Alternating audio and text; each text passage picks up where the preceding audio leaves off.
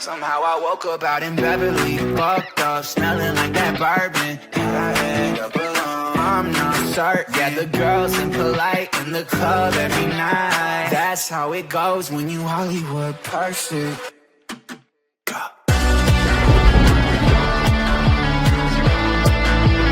Hollywood perfect. Wagwan people, Lumini here, back again with another episode of the Local to Global with FWA here on my channel. So we're starting this one off. Obviously I'm still doing post-com. I did live-com this, but it didn't quite work out and flow the way that I wanted, so I decided we'll post-com this one, we'll live-com the next, and then we'll go from there. So we're taking a little look at finances here. So we do get, based on our popularity, sponsorship income, which is going to be pretty big for us moving forward while we're still building to get merchandise and obviously attendances up, etc. But I think we might need to start whittling down our worker costs a little bit. Obviously we have had some special appearances recently with El Desperado, Tajiri, Rampage as well. But I think that for the long run it's probably better if we start whittling it down, because here you can see we have got Tajiri. Obviously he's only 40 a show, but paying for his travel, I believe we're paying about 200 each show for his travel. So obviously, yeah, that's a bit more than we want to spend. We did take the decision last time out to get rid of El Despi, even though obviously he would have been very good for us going forward. It just isn't something that's affordable for a company that's as small as ours if we want to start making money at some point. Just having a little look there at our events, because last time out we did run our first two Ascension shows. It was a bit of a mixed bag. One of them wasn't the greatest because I think we picked the wrong, I picked the wrong main event for that, which is a bit of a problem for me, but I've learnt from that now, and I know that there's certain competitors that are meant to be in big spotlights and certain competitors that are not. So yeah, we hopefully won't make that mistake again. But yeah, so I was looking there, obviously highlighting that Tajiri does have bad booking chemistry with Ashton Smith, who at the moment obviously is our main character that we're playing as, so we can't really afford to let that happen at the moment. So I decided we'll go have a little look around and see if there's anyone else with decent booking skill that we could pick up. And then we see something very interesting here. Herman Christensen, who is a 19-year-old young lion. Looks like he's a newly generated talent, only started wrestling on the 22nd of February 2025, but he does come with 55 booking reputation and 55 booking skill, which I thought was very interesting because he's one cheap, he's got good personality attributes, he's a grifter, so he will just literally keep working and doesn't have a big impact on backstage, which is quite good for us, to be fair. Unless he's angry, I think it is, and it could be bad, but hopefully we'll be able to keep him happy considering he's a young lion. It shouldn't be too difficult. Is worth only 20 a week, not 20 a week, sorry, 20 a show as well, and is in the Midlands, so I think it's only maybe 20 for us to bring him down, so 40 altogether. Kind of feels tailor-made to bring him in as a young lion. He can obviously get dark matches, which will be good, and then he can also join our booking team and hopefully not have bad chemistry. We then see Josh Bevan here as well. I think he had 60 booking skill, was it? But he does have outside interest, which isn't great.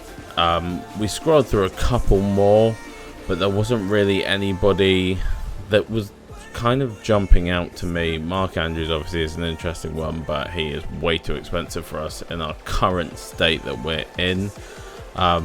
Sorry, I need to stop saying So yeah, we do eventually end up just going back in for Josh Bevan and offering him a contract because he is only 30. He's already based in southern England, so no travel would be required for him. He does want merch, which is a bit weird because I didn't think that someone who's a musician with outside interest would necessarily be entitled to merch, I guess. I didn't think he'd be bringing in that much popularity, but I didn't actually look at his popularity to see what it is, so that may just be me being harsh. So we do decide to sign both of them here for our booking team. I'm not going to have a reveal for Herman Christensen just because I think it's very unlikely that we'll ever see a Herman Christensen match on the channel unless he grows incredibly. But then with those two being signed, they kind of both cover what Tajiri was giving us anyway without the current negative aspect of what Tajiri was doing. So at that point I did decide, well, we'll remove Tajiri, we'll release him because we can't really afford to pay his travel at the moment, so there's no point in keeping him around at the moment. In my opinion, we might as well move him on. The next little bit of work that we had to do was booking our next Ascension show. We have been running on the 1st at the moment. You can see in March we did the 1st, February we did do the 15th. It seems at the moment that earlier in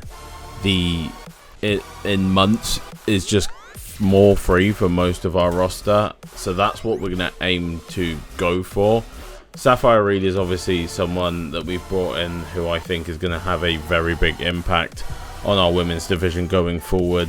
I did decide to swap up a couple divisions here. I think I actually forgot to do Daz Blacks, but he will be going into our cruiserweight division. That's why we asked him to lose the weight and also we're going to eventually ask him to try and pack on muscle, but with that weight loss it should keep him within the weight range that he needs to be in to qualify to compete for our cruiserweight championship. And then I think at some point we're going to try and pack out our world division a little bit more.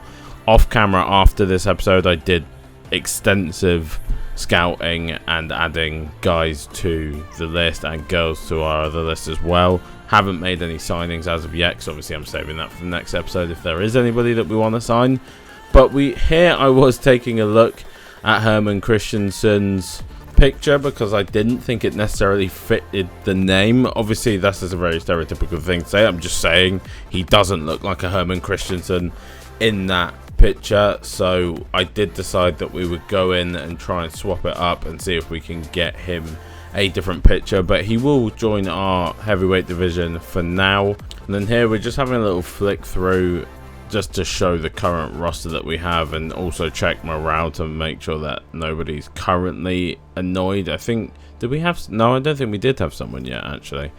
We obviously, oh no we did, it was Shea Purser. He was irritated, but one of the things he was irritated at was having a bad gimmick, which was weird to me because it was a pre-made gimmick that he came with that was a staff member, which nobody liked. So I don't really see how that's my fault, but yeah, he wasn't happy about it, so we might do some work at some point to try and swap that around and get him back on side. You can see Herman Christensen wrestling wise doesn't have the greatest stats overall, but I think his biggest asset to us at the moment is just the fact that he fits our booking team so well and then can also work as a young lion for us, so it kind of feels like there's no reason to not have him, if you know what I mean. We then do go and take a little look at our inner circle to see if we've got anybody that fits any of the roles. Unfortunately at the moment we've got absolutely no one that fits anything, so that's something we're going to have to work on over time because obviously we do want to start filling in those inner circle roles if we can. Here then you can see that we did swap Herman Christensen's face. It's just a picture that I think fit the kind of bill and the look of what he had more than his prior picture. It is only saved as an alter ego, so sometimes when we click on and off him it changes a little bit.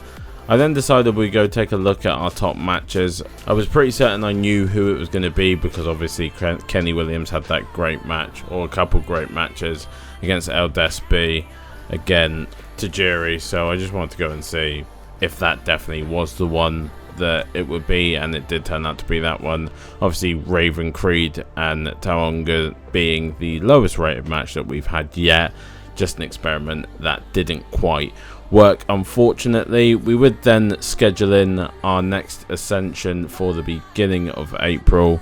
I think this is just kind of a trend that we're falling into with running these events on the Saturdays now. I think that's probably fine for the time being. Obviously, if our talent is available at those times, I don't see why there's an issue running it at those times. Actually, now I've said that, this one might even end up being on the Friday. No, it is on the Saturday the 5th. So yeah, at the moment, while we've got a small roster, we might as well run them when it's easiest to fit it in around our talent, and that at the moment seems to be the first Saturday of each month. So that's what we're going to go for. After that, I wanted to see if we could get anybody to move closer. I'm not going to bother showing you all of this because nobody says yes. So unfortunately, it ended up being a bit of a pointless practice all in all.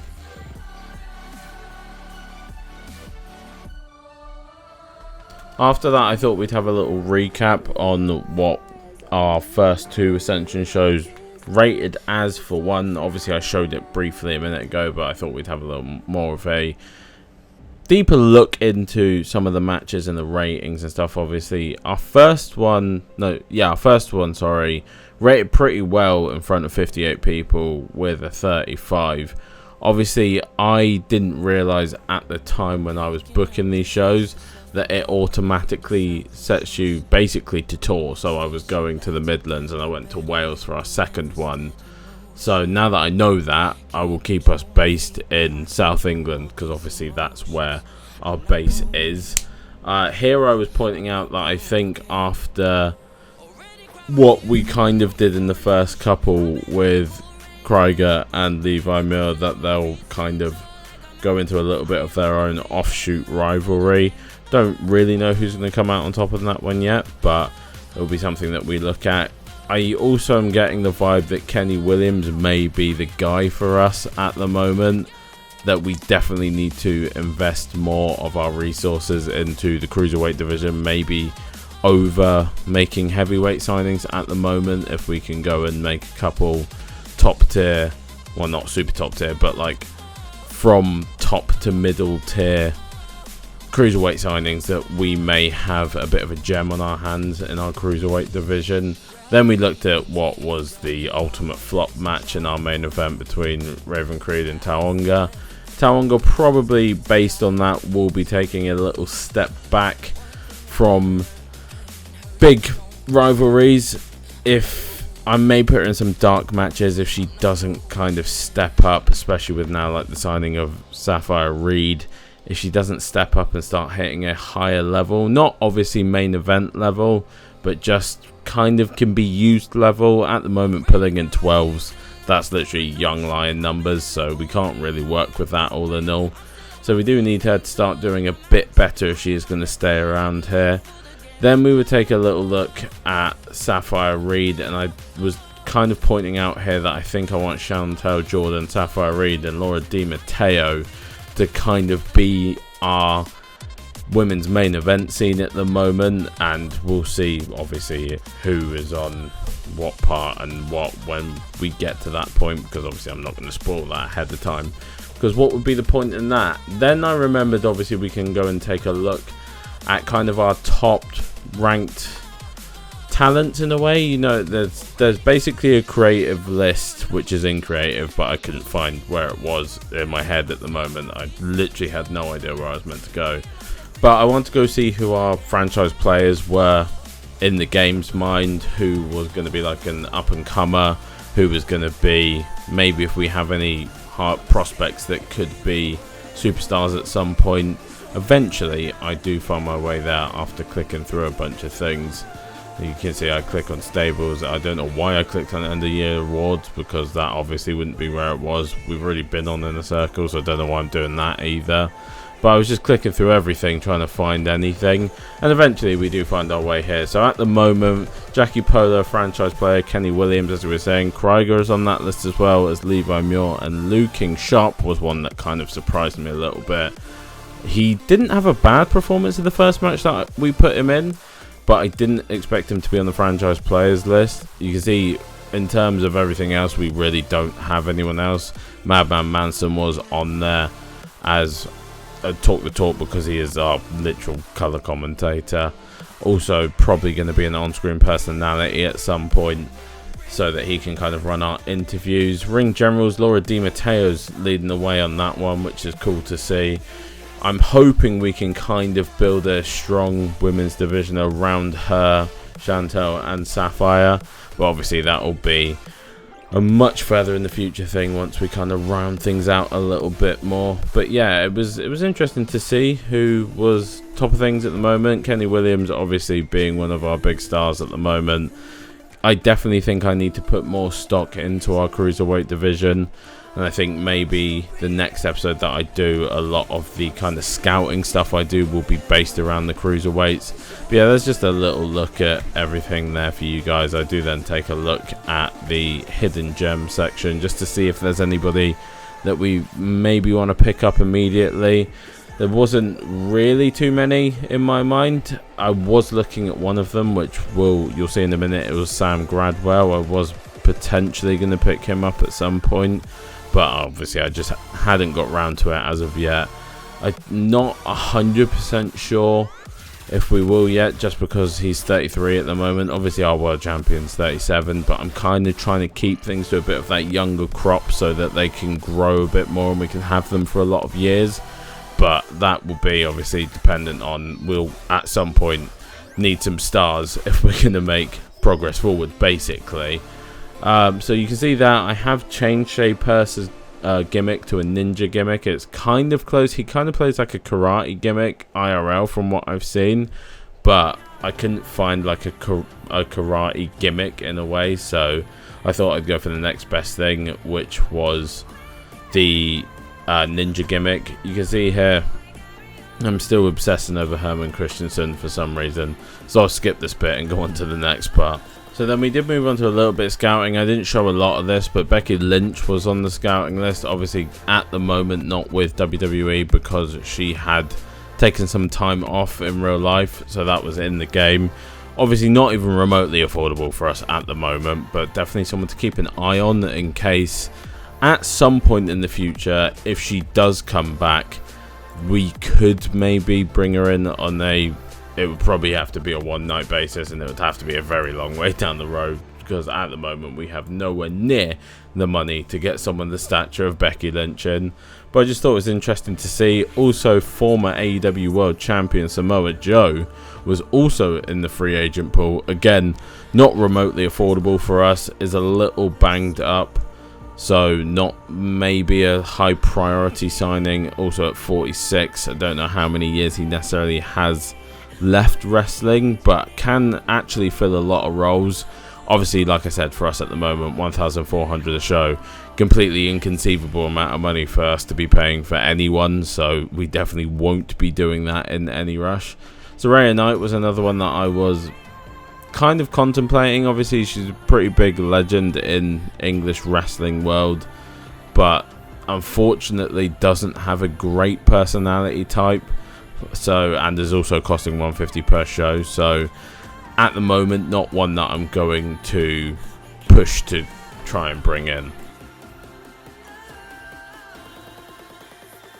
But out of all of that scouting, we would actually find one person that very much intrigued me. I forgot to actually record the footage of us finding him, but there was a guy called Joe Lando, I believe it is, who looked like an absolutely incredible high flyer, and someone that I 100% wanted to bring in, especially considering that we were just talking about trying to improve our cruiserweight division, and I actually managed to find a really good core of him on the CC as well on WWE 2K24. So obviously a well-known guy, not someone that I knew about prior to finding him in game, but yeah, looks like a very talented guy for sure. So I'm excited to bring him in and give him a couple matches, see if he can provide something for us. Obviously at 25 as well, definitely looking good. Here is the footage. Actually, I did manage to find it. 81 aerial, 84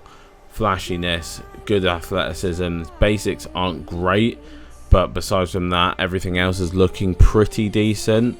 So it was kind of an exciting find for me. I was definitely like, oh, this could be a good one. So the plan is to throw him in a couple matches and see how he may line up against someone like Kenny Williams. But besides from that, yeah, we move on to booking the next Ascension show. This time, hopefully remembering to book it in Southern England. I did decide to just have a little click around here to see what our attendance would be anywhere else should we go somewhere else. Obviously, everywhere that wasn't Southern England, it was lower. But we are expecting 72 fans in 73 fans in Southern England. So I would say that that's a pretty decent attendance for this point.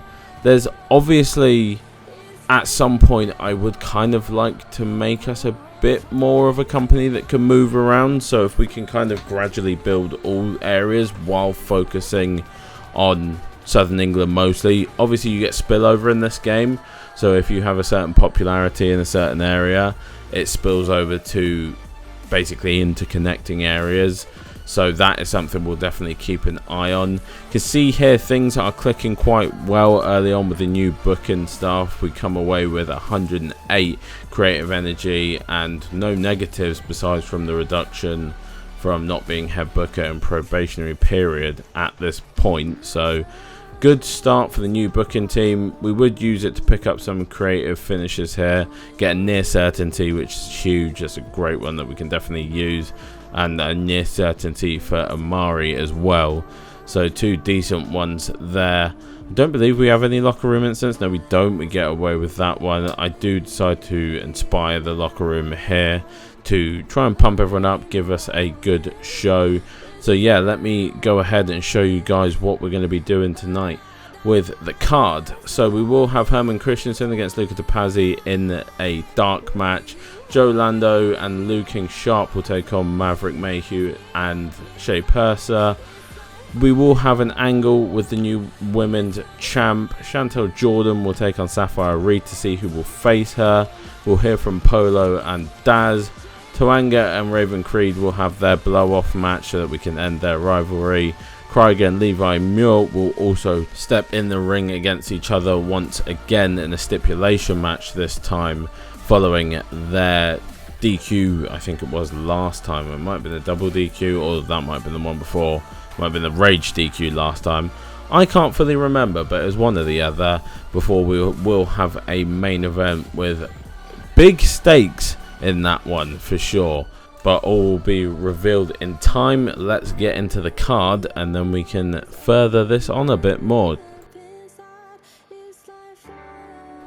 So starting off with the first pre-show match, Luca Topazzi will beat Herman Christensen. Just want to test out Christensen, kind of see where he's at. Did get a 14, which obviously isn't great, but he is a young lion and he is building, so getting in reps like that will be pretty important for him overall. So a nice little match, also getting Luca Topazzi a win on the board. He hasn't really been seen since the qualifying matches for the undisputed British Heavyweight Championship, so maybe we'll be able to do something with him going down the line. We would then see Joe Lando, Liu King Sharp and Maverick Mayhew versus Shea Purser, and devastating news, Joe Lando would break his neck. His team would win the match, but he would break his neck.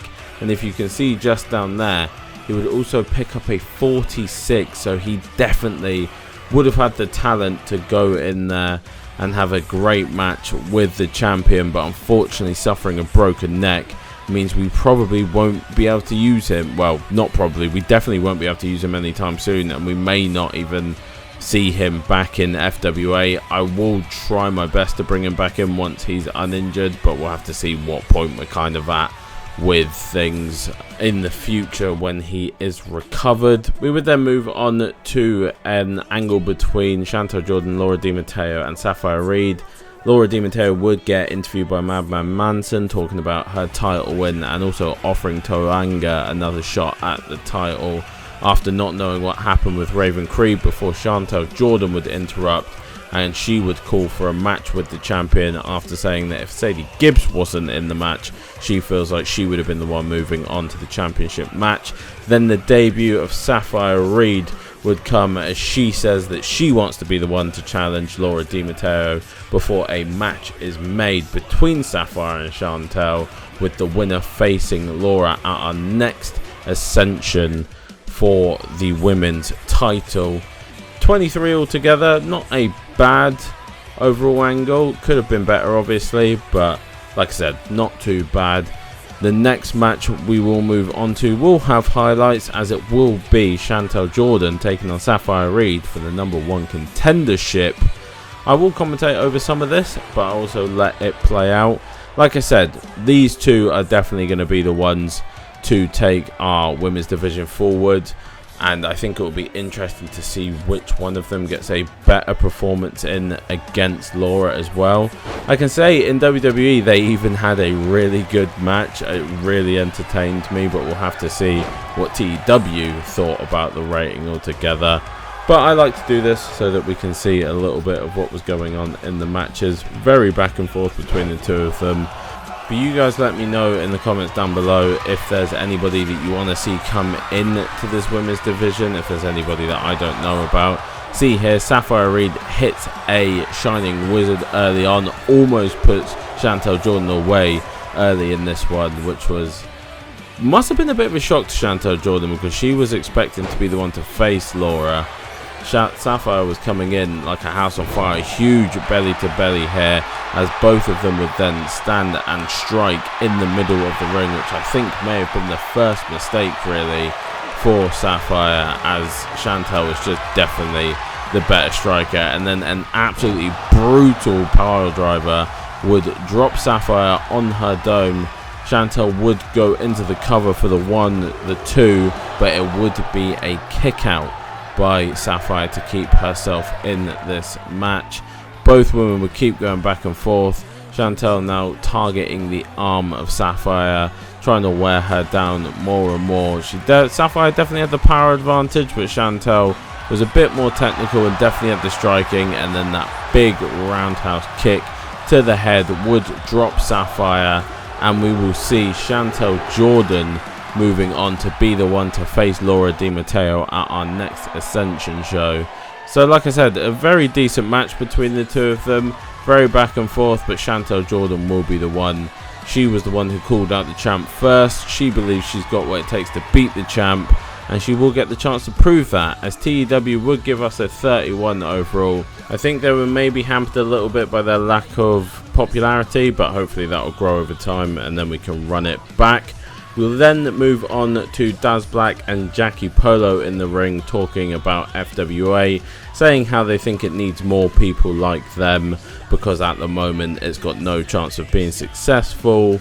Daz would then say he would be the one to take the Cruiserweight title from Kenny Williams before being interrupted by Amari challenging Jackie Polo for the title, because obviously without Daz Black he would be stood there as world champion, he feels. However, they don't want to take the match, but he sweetens it saying that he will make it a tag team match, which will be Daz Black and Jackie Polo up against him and Kenny Williams, the winner of which will face the respective champion. So if Kenny and Omari win, then Omari will face Jackie Polo. If Daz Black and Jackie Polo win, Daz Black will face Kenny Williams for the title. I did actually forget to put Omari in this segment, but obviously he had a pretty big part, so that's a mistake on my part. But Daz Black and Jackie Polo will be known as the Echelon moving forward, and they believe that they are the future of the company. We would then move on to the blow-off match between Raven Creed and Tawonga, where Raven Creed would win in the street fight using the neck breaker. Tawonga actually had her best performance in this one with a 23, so that kind of gave me hope that there is something for her. We did use a creative finish on this one to try and boost the rating a little bit, because I wasn't 100% sure if it was going to end up being another flop, and I didn't really want that to happen again, if I'm honest. So I did everything I could to try and boost it, and it did actually turn out to be okay.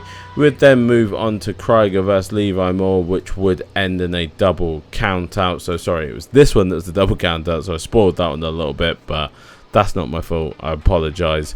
I get a little bit twisted up in my head, which is probably why I should start writing scripts instead of just doing nothing. 27 altogether, so not bad. 27 from Krieger, and I think it was a 24 from Levi Moore. Before we move on to our main event, where Omari and Kenny Williams would defeat the Echelon, so Omari will be the one to move on to our next show and face the undisputed British heavyweight champion. I didn't actually get to see the ratings there because it moved way too fast for me to be able to see, but we'll at some point probably go and check them.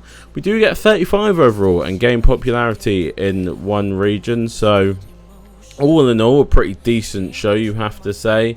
So it's definitely not something we can complain about. Nothing really flopped. The Raven Creed Toanga match kind of kept up with the vibe that we had going on. So yeah, all in all, not too bad. We would then give a hug, I think, to Joe Lando. I don't know if we'd even be able to do this because obviously he's broken his neck. He should probably be on his way to the hospital. Oh no, we don't give him a hug because I decided that that would be weird. But yeah, so Joe Lando gets told that they're awesome. We then point out Sapphire Reed as a good example because obviously she did lose this time round. But yeah, you can see that a very long time out for Joe Lando right now. I feel absolutely terrible for the guy. Obviously, we just bring him in. His literal first match, he does end up breaking his neck. It couldn't have been written any differently.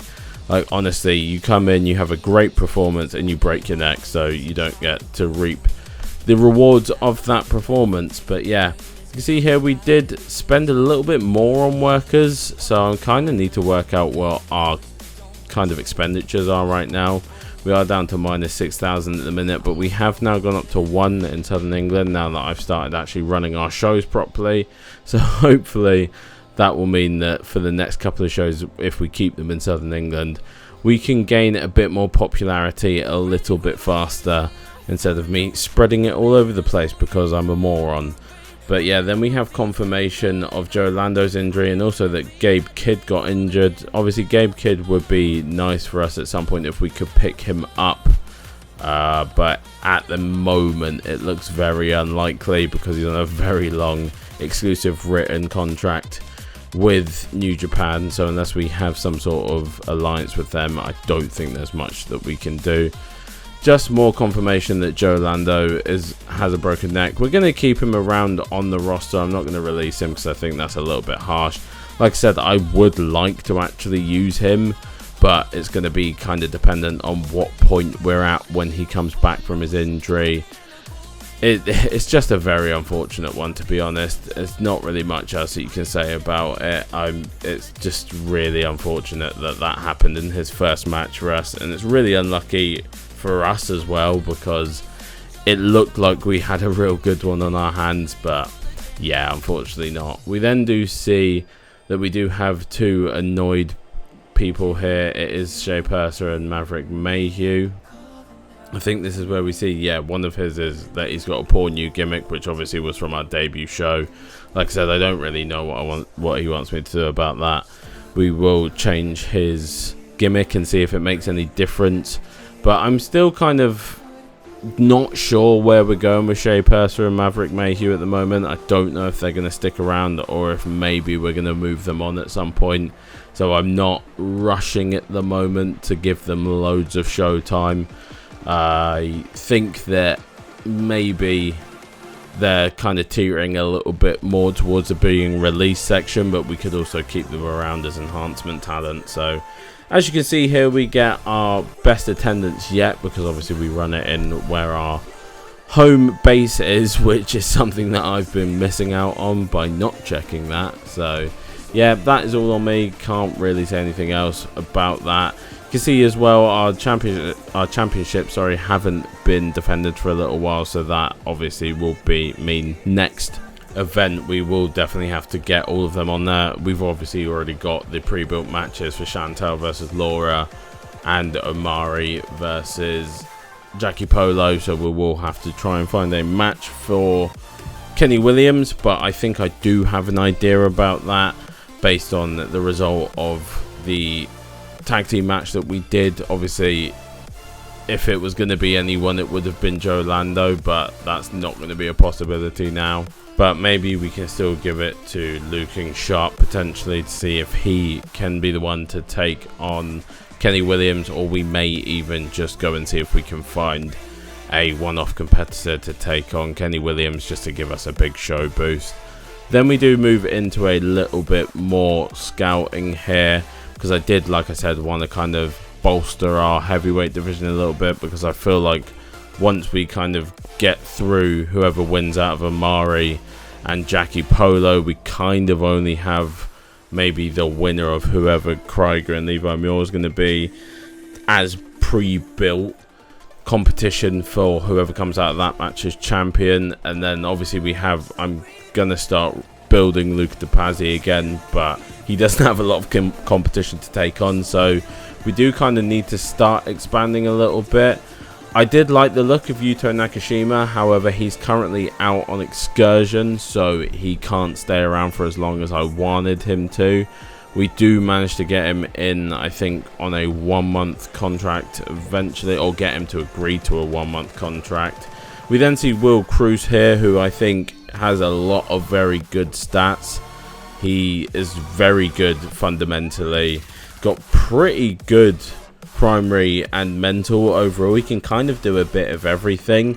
Not the most popular, but got a bit of popularity all over the kind of areas that we're working in at the moment. So again, for only 40 a show, you can't really turn your nose up at that kind of ability, especially when you're looking for competitors in the heavyweight division. I was kind of struggling with the heavyweight division more than anything. There wasn't a lot of British Isles talent that I felt like were necessarily better within an price range that we could afford. Basically, there's a lot around the 100 to 150 range, but I think bringing in a lot of those at the moment with our current financial situation would just be a mistake. There was also Tate Mayfair's that I was looking into, because I didn't know if we were going to be able to get Yuto Nakashima in, obviously because of his current deal with, I think it's New Japan that he's with.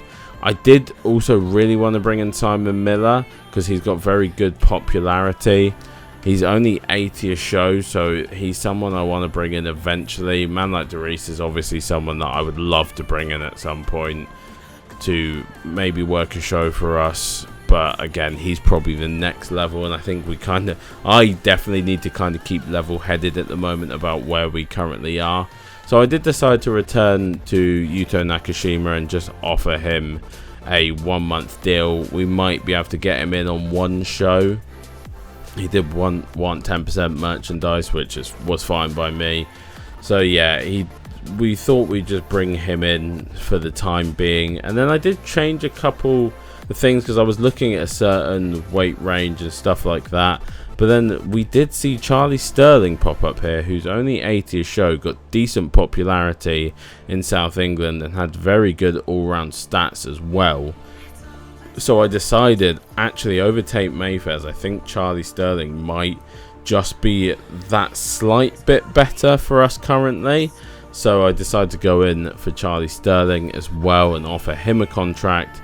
Only 80. I think we do maybe have to pay 20 for his travel, so it's 100 overall, which isn't terrible all in all. So we will offer him a contract, and hopefully all of them will be signed and ready to go for our next Ascension show. But yeah, we haven't actually booked that in yet. But the first one to come back to us is Will Cruz, sorry. So a very interesting prospect that we have here is coming in as a face for us, I believe we booked him as, because he can play both well. So yeah, very interesting prospect for us in our heavyweight division. Oh no, did I bring him in as a heel in the end? I had realised that when I started signing everybody that I maybe had made a mistake in not looking at heel face divide. I did decide to go and do that after this episode, but we may need to do a little bit of cleanup in terms of heel face divide. I think I do end up bringing him in as a heel, yeah, because he played it the best, and we are just then awaiting Yuto Nakashima and Charlie Sterling. Like I said, hopefully we'll get them in before our next show, and obviously you can see there in the decision section that we do have 2 decisions here, which will be Yuto Nakashima and Charlie Sterling signing. So, like I said, Yuto, he won't be around for long. I did find a very nice core of him on the CC again, though. So, whoever made him, congrats. I did make this Charlie Sterling. It's not the greatest, but I think it's pretty decent all in all.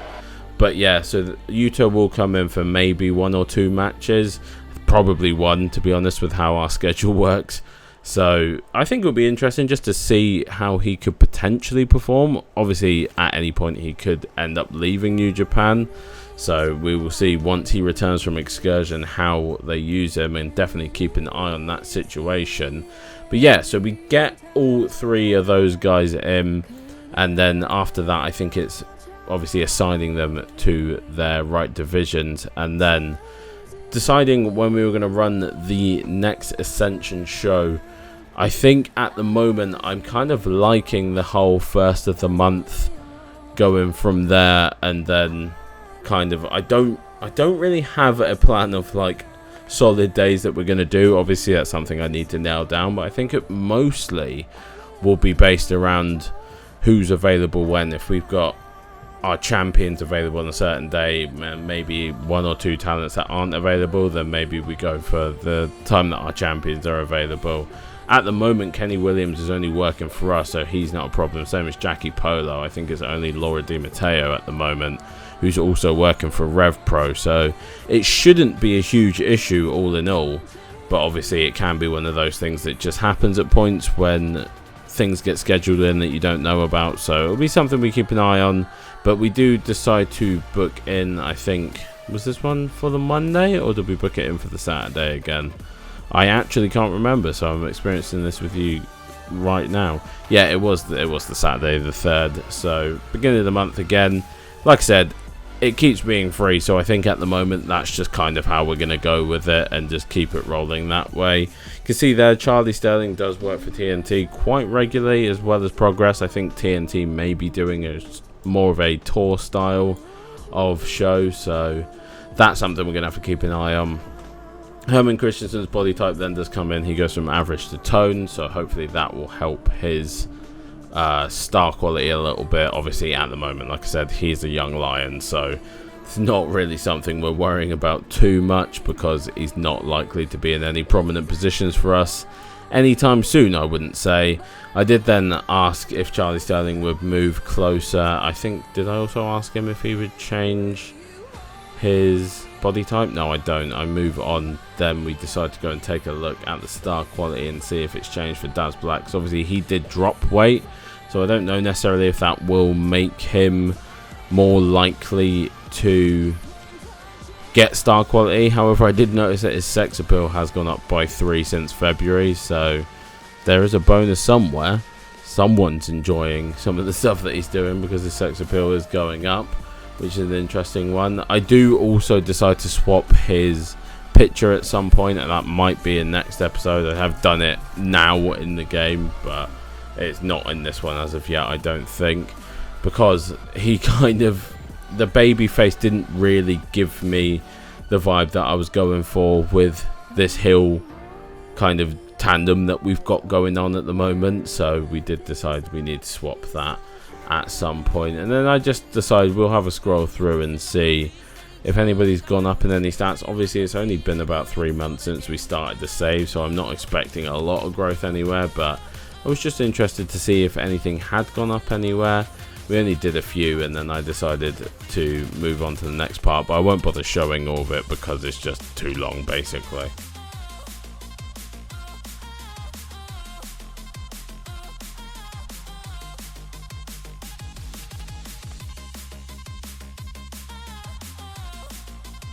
We do then get body changes come through just after this for Kenny Williams and Luca Topazzi, which is pretty good because obviously at the moment Kenny Williams is our cruiserweight champion. He's now up to muscular.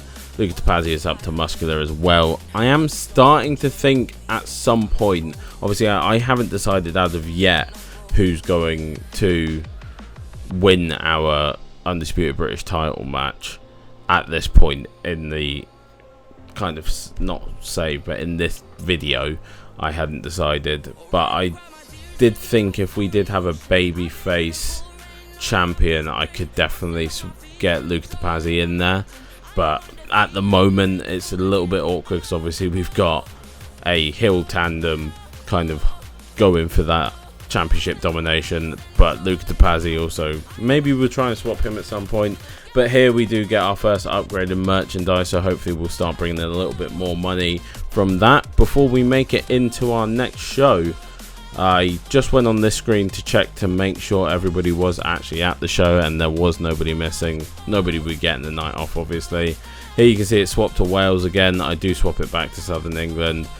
We are expecting 73 fans on this one, so decent turnout expected, to be fair. I did just have a little hop around to see if anywhere else was bearing more. I didn't think that was going to be likely because obviously none of them are our home our home base. Sorry, I got distracted by what was actually going on there. I do just keep checking this just to make sure that nobody is having a negative impact booking together. At this current time, it looks like it's going alright, so we get 83 more, so I decided to pick up a couple more creative finishes. They're always helpful to have. That one that is specifically for Raven Creed, who I don't have an overall plan for right now, but hopefully we will have one at some point. And then we have Herman Christensen deciding to turn up late. Obviously a young lion at the moment. You don't want to see him turn up late, but obviously you don't want to be too harsh either. It did have a small negative impact on him before Madman Manson and Yuto Nakashima apparently got in a heated argument, which with the language barrier, I'm a little bit confused how they did manage to do that. But we don't have an Inspire ready for this one, so we do go for a team bonding. However, it has completely the wrong effect and it just creates a lot of new tensions, so not one that really worked out for us. So dark match, I would put Sapphire Reed in against Tawonga, another test for Tawonga to see how she would do. Levi Moore and Krieger would have a match before a fatal 4-way with Luca Topazzi, Will Cruz, Yuto Nakashima and Herman Christensen. Kenny Williams would take on Liu King Sharp. Like I said, Liu King Sharp did win that match with Joe Lando, so he can kind of take the lead on that match. Daz Black would then have a little bit of a moment, I would say, to see how his star quality is coming along before Chantel Jordan and Laura Di Matteo would fight for the Women's Championship. And then in the main event, Amari would take on Jackie Polo for the undisputed British Championship. So stacked card, I would say. We are actually booking out a lot more segments than I thought we were going to. I may have to shorten the show a little bit because I feel like sometimes I'm kind of shoehorning in things a little bit. But yeah, I wanted to give Herman Christensen a run on the show. Obviously, you know, out in that match who's likely to take the fall, but at least you don't know who's likely to win, because any three of those men really could deserve a win. Besides, well, actually, you know, Yuto Nakashima is probably not going to win. Stop ruining it for yourself. That's what I'm going to say to you. Stop ruining it. So we would get into the first match, and we would see Sapphire Reed obviously pick up a win over Tawonga. Tawonga, unfortunately, dropping from her 20 that she had last time down to an 18, a 41 for Sapphire Reed. So Sapphire Reed definitely looking like a big one for the future, and I'm very excited about if we can get her popularity up, what she could potentially be for us, because I think she could be a very big star. I was just pointing out up there as well that we do have 76 people in the building at the moment, so more than we expected. We would then move on to Krieger versus Levi Muir in a very interesting match. I decided to make this one last man standing. Obviously a double count out for them last time, a rage DQ. They did fight to the back when they were in the 4-way for the undisputed title, so we did want something big to kind of end this one between the two of them. So I thought last man standing was pretty good.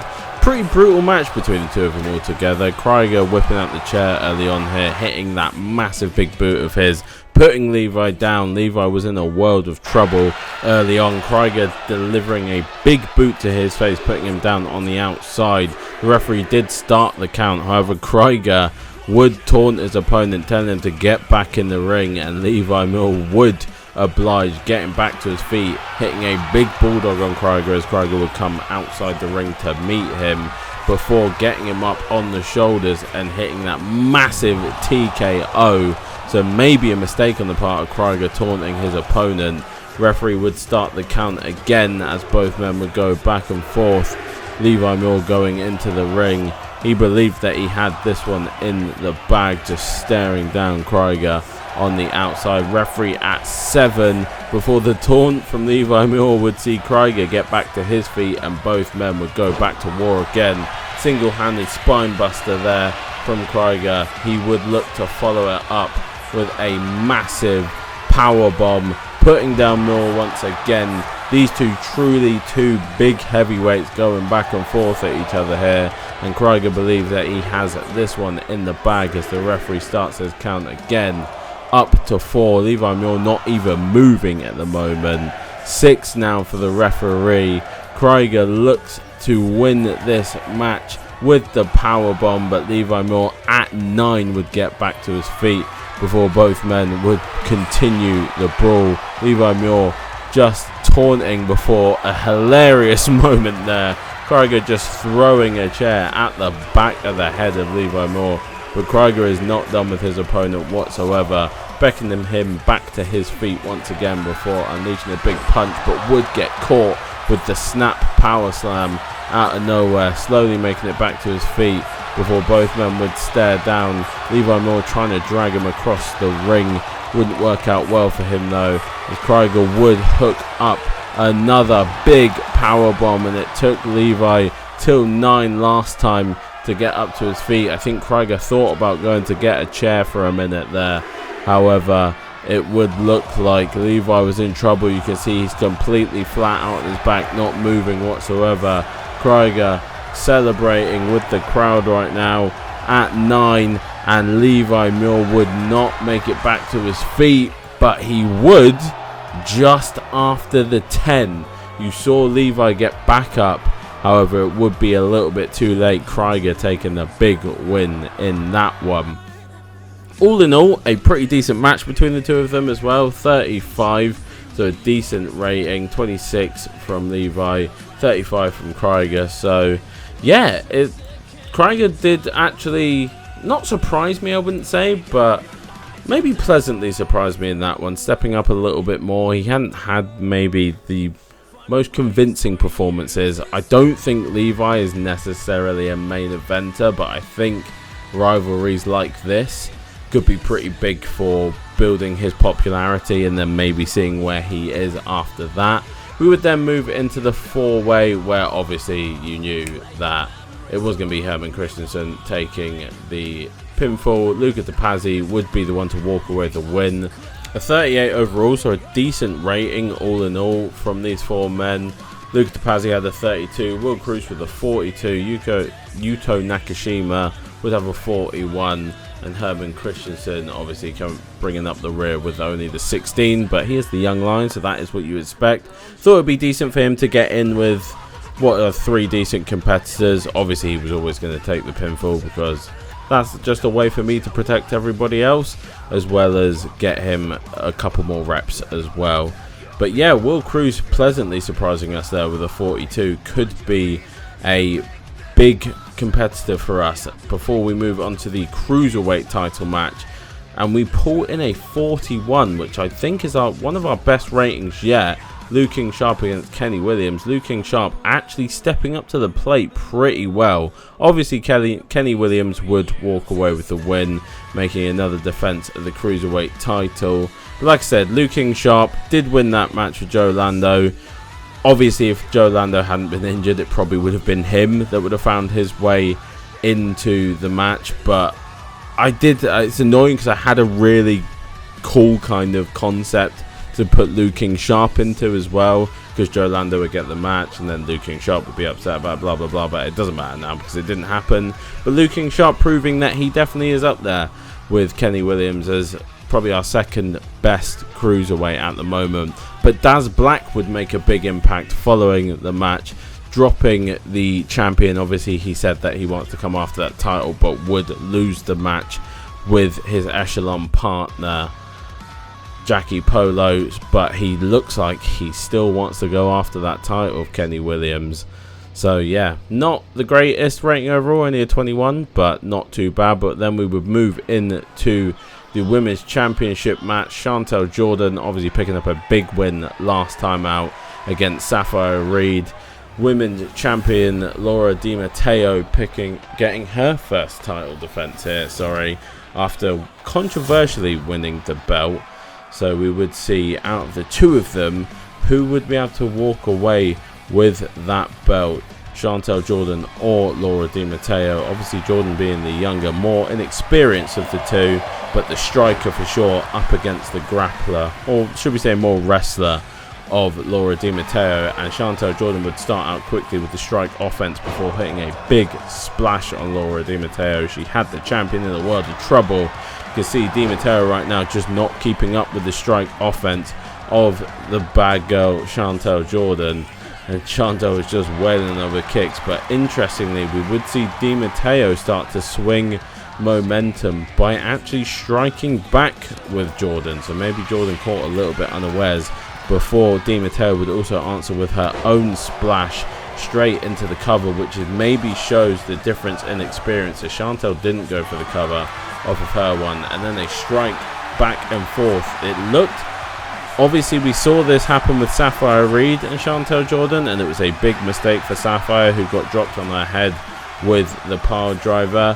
However, it would be Di Matteo getting the advantage, or so it looked to be, but it wouldn't end up being, as she would be the one who would end up dropping Chantel Jordan and then wrenching on the neck of Chantel Jordan here, holding the arms. I think it may be more the hair, so maybe slightly more brutal, but she would go for the cover off of that one. Chantel caught unawares after the striking exchange between the two, but still in this match.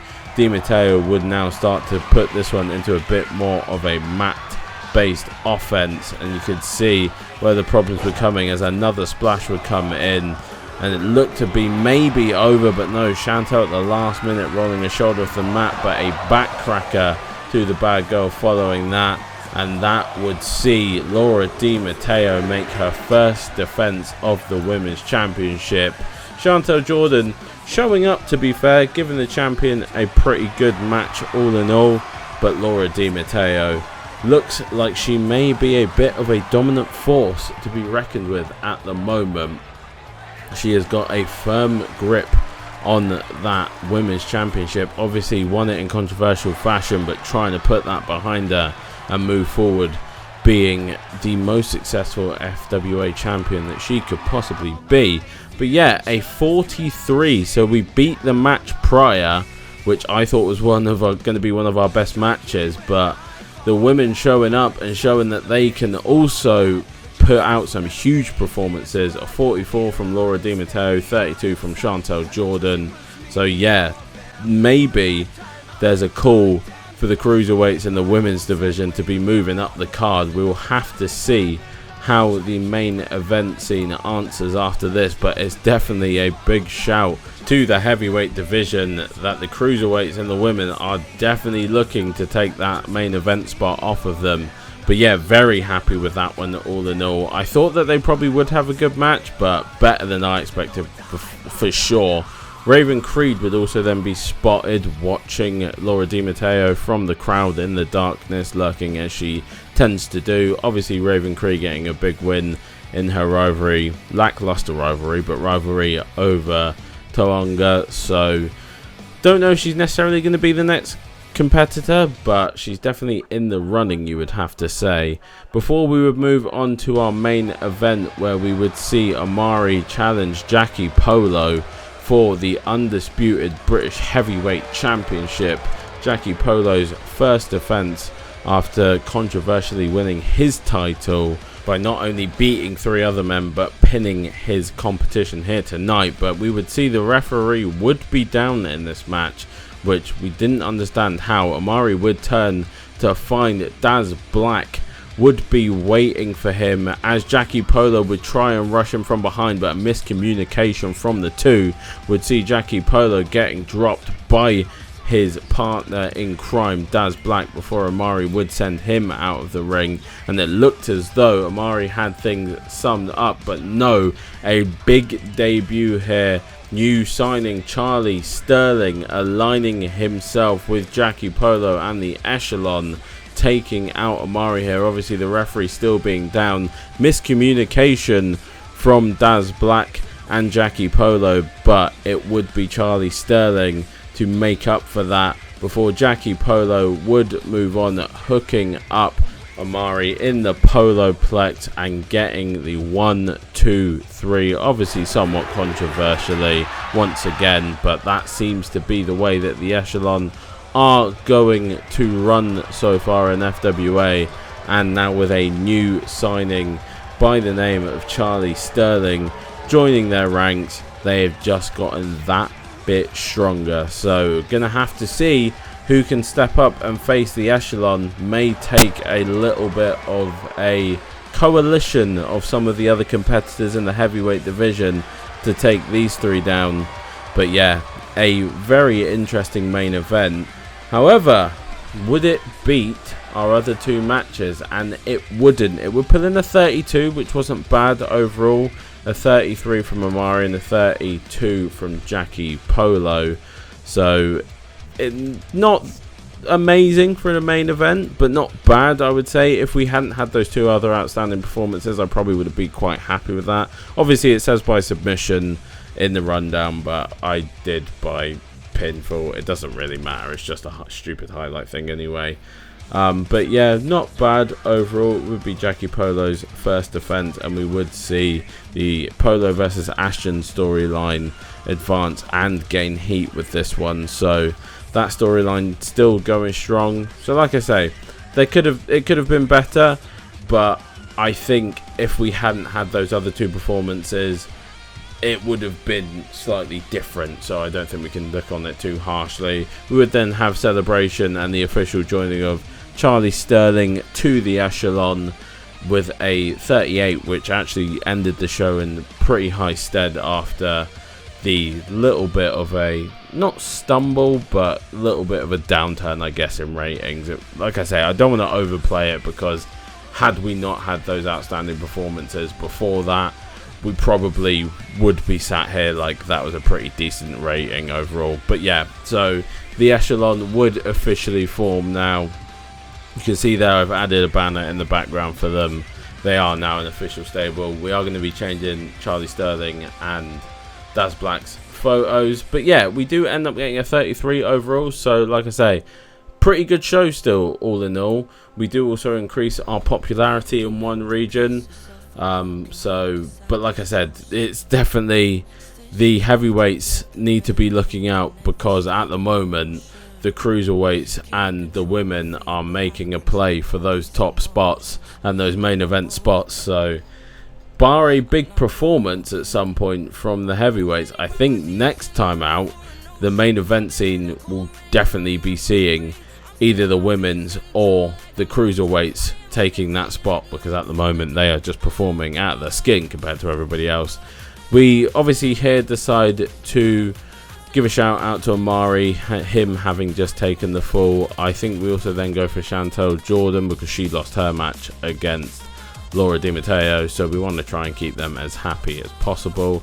We don't lose too much this time. Again, our worker cost has risen a little bit. Obviously we've made a couple new signings, so there may need to be a couple things here or there that we maybe trim down on.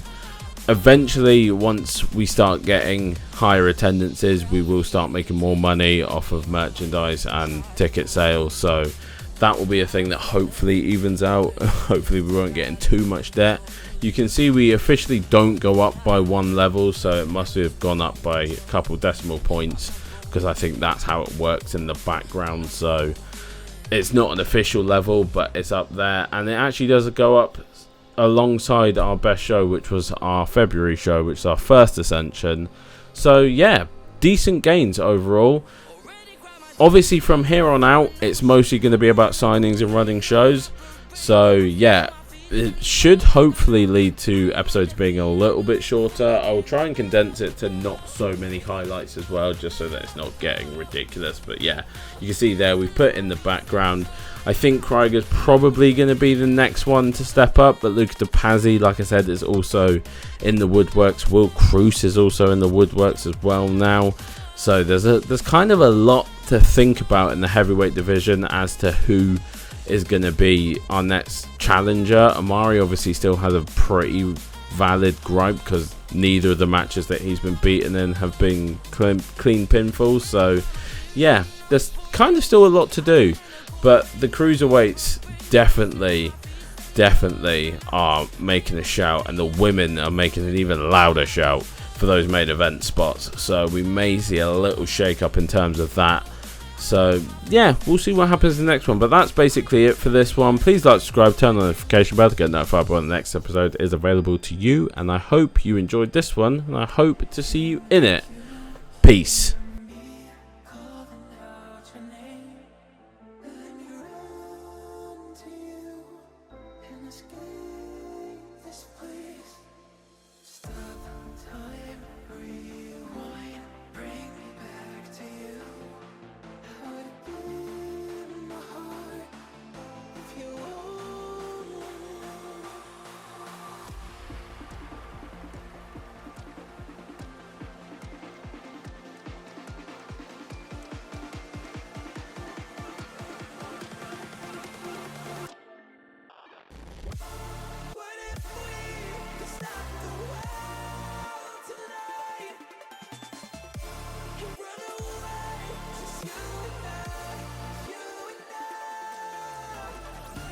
Stay right